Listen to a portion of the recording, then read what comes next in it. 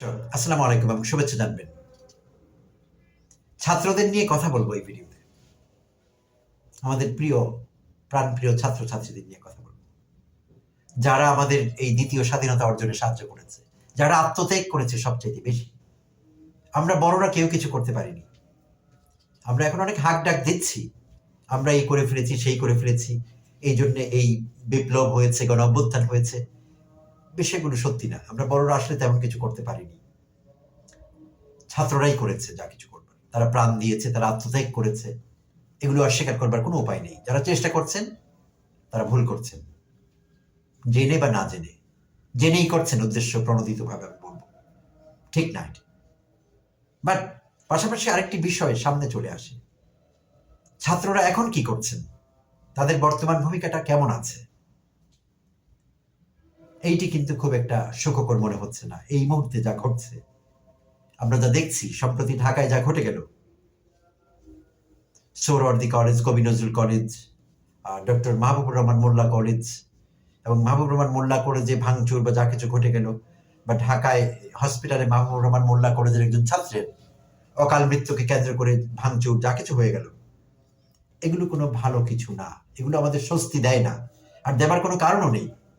আর যেই শ্রেণীটা উৎপেতে আছেন বলবার জন্যে যে ছাত্ররা কিছু না, ওরা কি করেছে, আমরাই সবকিছু করেছি, তারা তো ছাত্রদের অর্জনকে হাইজেক করবার জন্য অলরেডি মুখিয়ে আছে, অপেক্ষা করছে। তাহলে আমাদের ছাত্ররা এই সুযোগটা তাদেরকে কেন দিচ্ছে? ঠিক হচ্ছে না।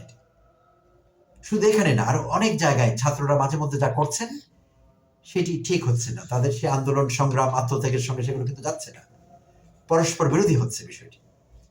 তো ছাত্রদের আহ্বান জানাবো, তোমরা এগুলো করবে না। তোমরা যা করছো, হাতে লাঠি নেওয়া, ভাঙচুর করা, কাউকে থ্রেট দেয়া, এগুলো তোমরা করবে না। এগুলো তোমাদের কাজ না। যখন দরকার ছিল, জাতির প্রয়োজনে তোমরা এটা করেছো, আমরা ওয়েলকাম করেছি। বাট এখন সেই প্রয়োজন কিন্তু ফুরিয়েছে।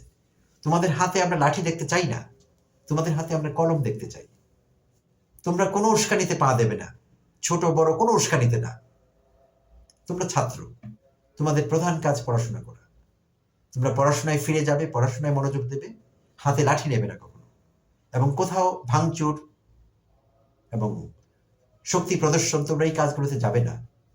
দেশে এখন কিন্তু প্রশাসন আছে, একটি সরকার আছে। তোমাদের যদি কোনো দাবি থাকে, তোমরা সুন্দরভাবে অহিংস উপায়ে তোমাদের দাবি দেওয়া তুলে ধরবে। প্রধান উপদেষ্টার দৃষ্টি আকর্ষণ করবে, দরকার হলে তার অফিসে যাবে, তার বাসভবনে যাবে, সাংবাদিক সম্মেলন করবে। তোমাদের যা কিছু আছে তোমরা অফিসিয়াল চ্যানেল মেনটেন করে ভালোভাবে সুন্দরভাবে তোমরা সেগুলো করবে। তোমরা কখনোই প্রত্যক্ষভাবে কোনো মারপিট ভাঙচুর এগুলোতে যাবে না। আর আমরা যারা বড়রা আছি, আমরা ছাত্রদের বোঝাবো। আমরা যারা অভিভাবক আছি, আমরা তাদের বোঝাবো কোনো উস্কানির মুখে যাতে তারা এইসব কাজে লিপ্ত না হয়। মারামারি, ভাঙচুর, ভীতি প্রদর্শন, এইসব কাজে যারা না যায়, যাতে তারা না যায়, তাদের বোঝাবো, তাদের বাধা দেব এবং এগুলো বন্ধ হতে হবে। ভালো থেকো ছাত্ররা, শিক্ষার্থীরা। আপনারাও ভালো থাকবেন। ধন্যবাদ সবাইকে।